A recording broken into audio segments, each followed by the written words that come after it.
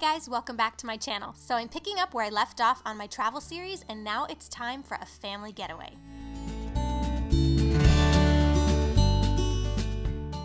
Okay, so I haven't even been a mom for 2 years yet, so I'm definitely not an expert, but I tried to do some research and pack enough things to keep him occupied without overpacking, and that is a tough balance. I got these coloring books, the Color Wonder books, that come with the special markers that only work in those books, so they won't color on the airplane or on their clothes or on furniture or anything like that. So those are great for traveling. We really like Zoli cups in our family, Tommy Tippy bottles, and then the Zoli containers for snacks like crackers and raisins. We love crayons and a first aid kit, of course, for the plane.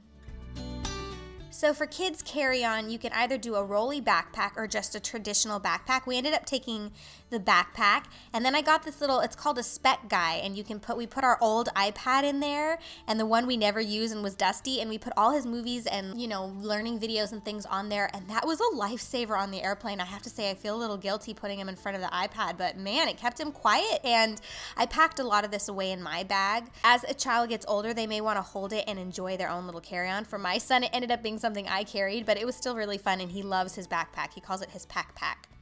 So then I also packed him a little lunch for the airplane, because I gotta say, one thing I've learned about my son is if he doesn't get enough sleep and he doesn't have enough snacks on hand, he just gets a little feisty. So mama has to have snacks on hand. So I had plenty of snacks to feed him on the airplane. I definitely had to ration the snacks though, because once you pull those suckers out, he wants to eat it all. So I gotta keep him secret.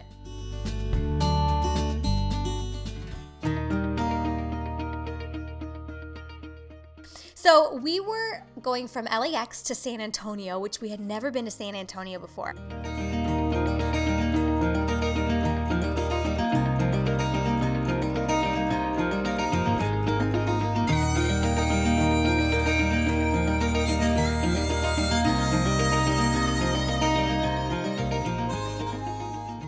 First day we kind of chilled out and hung around the hotel. It was cold, and then we went to sleep and woke up the next morning. We went down to the area where there was a garden, and we actually met up with the gardener, Bethany, and she met Oliver, and she just gave us like a little tour, and we smelled all the herbs. And both Byron and I are fascinated with gardening, but I'm not very good at it, so I love to do it in the summer, but it was fun to hear about her garden and then show Oliver around.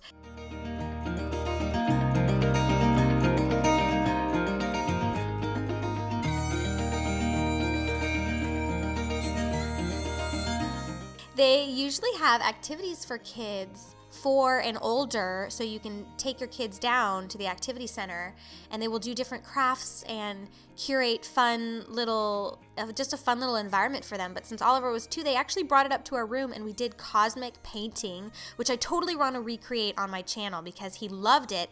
And then we made these little sand containers with all sorts of different colors of sand, and Oliver's really into sensory things right now, so I try to do these types of things at home with him and explain to him what the colors are. Super fun option for kids, because traveling with kids is really all about them and centered around making sure they have a good time.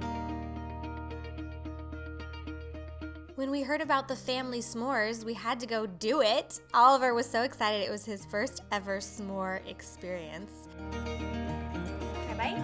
Take a bite. Good. Take a bite. Oh my gosh.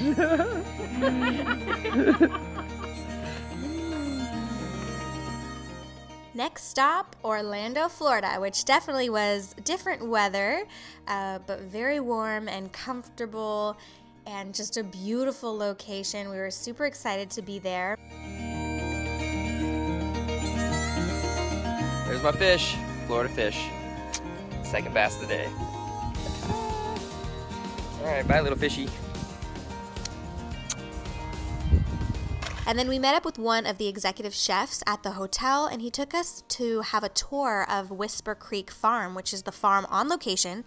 They use the ingredients, including the eggs from the chickens, which they only use the chickens for their eggs, by the way, so don't worry. But Oliver was so excited to see all that, and it was really interesting for us.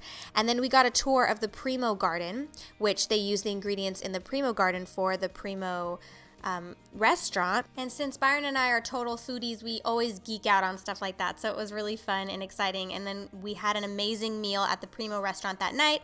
Oliver drank a little too much apple juice and got a little crazy, but it was so much fun. So keep your eyes open for our next adventure and the next episode of this series I'm doing. Check out my last 2 videos and subscribe to my channel if you like my videos, and I'll see you in the next one. Bye.